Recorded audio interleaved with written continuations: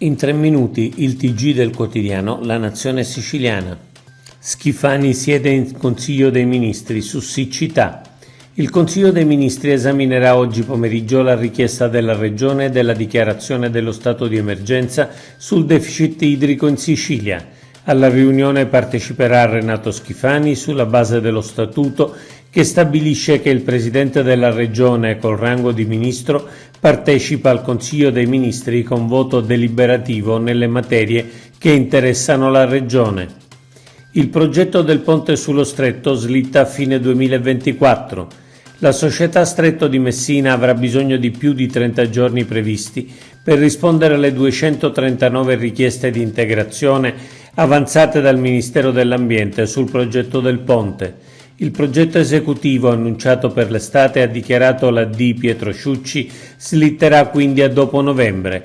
La dichiarazione di Ciucci rappresenta una rassicurazione positiva per chi pretende tutte le garanzie rispetto alle procedure.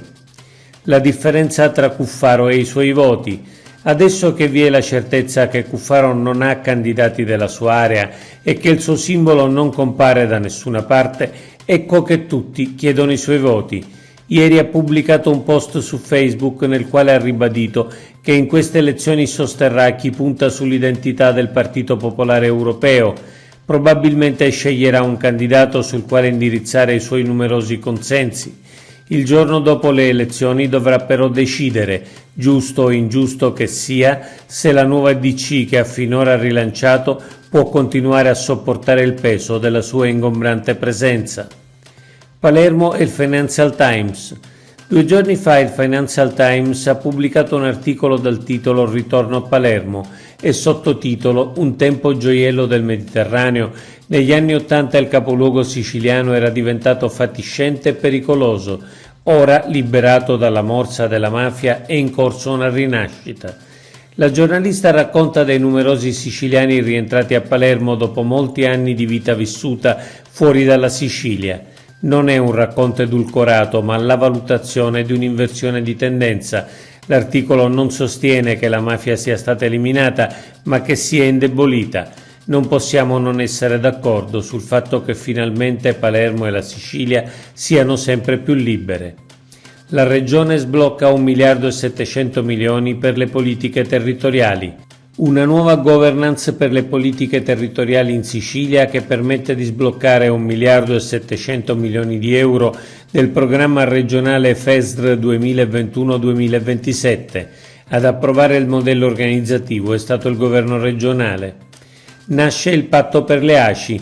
Il ministro Adolfo Urso era presente sabato scorso ad Acireale per ufficializzare il decreto di finanziamento del patto territoriale per le ACI.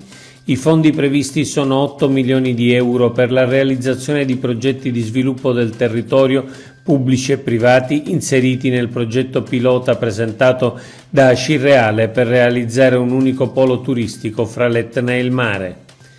Lo sciopero politico di alcuni giornalisti RAI.